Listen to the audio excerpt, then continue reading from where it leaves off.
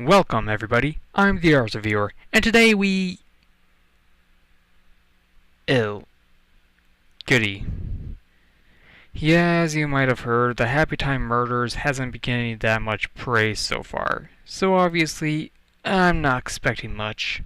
I mean, to be fair, it isn't one of the worst I've seen, but I wouldn't say it's anything special. Even the concept of swearing puppets has been done before. But I digress. Let's finally take a look at this movie.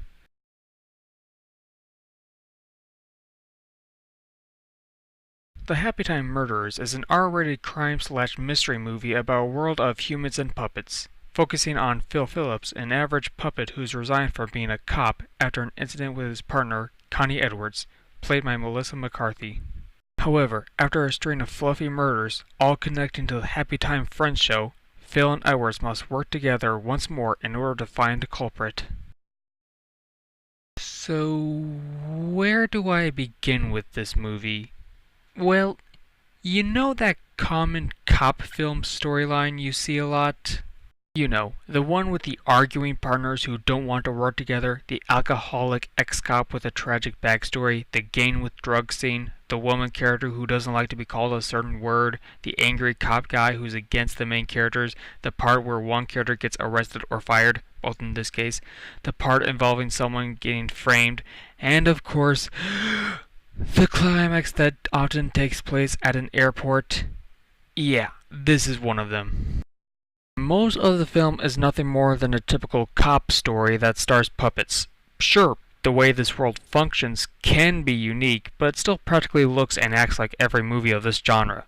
Heck, even the functionality of this world doesn't work half the time. For example, there's this one scene where Edwards and Phil are bickering with one another, and Edwards is all like, "I ought to take your fluff and use it for a pillow." So, wait.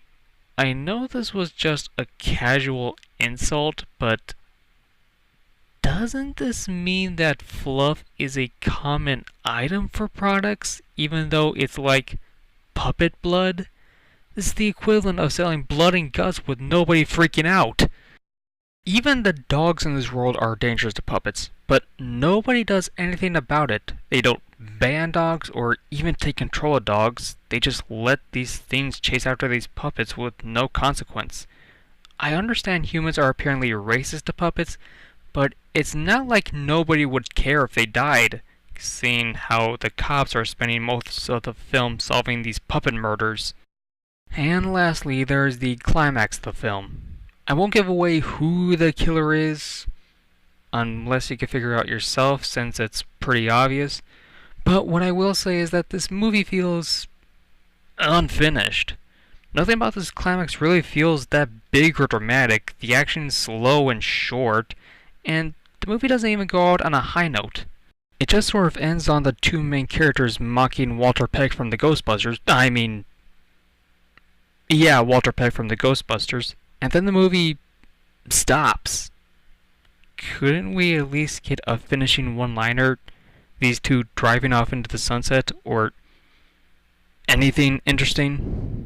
In the end, a lot of this movie just feels cliché and anticlimactic. However, I have to be fair here and admit there's a few good things to get out of this.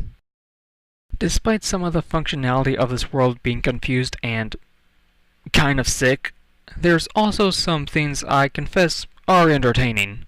It's established how candy and sweets are like drugs to puppets, which, in their childish and sugar plum way, kind of makes sense. There's also apparently this puppet hospital where they have their own special organs, and not only is this a logical concept, it also explains how Edwards got a puppet liver. I also like seeing these two ideas converge and have Edwards get high off of candy. I even admit that some of the jokes work. Not only do they joke about how Edwards can't read Phil's lips, because, puppet, but they also have that hilariously awkward puppeteering scene with Phil and Girl Puppet. Yeah, I don't care if she has a name, we all just call her Girl Puppet. Still though, in spite of a few good jokes, the fantastic leg effects on the puppets, and even the funny behind-the-scenes clips at the end, I just can't help but notice the cliches, confusion logic, and dull ending. In conclusion, if you want to see puppets in an R-rated setting and typical cop scenario, you might like this. Although, if you want to see child-friendly characters in an adult and unique story, I'd recommend Sausage Party. I dubbed this movie predictable with a bad score of 3.5 out of 10. I'm the Arts Reviewer. Thank you for watching.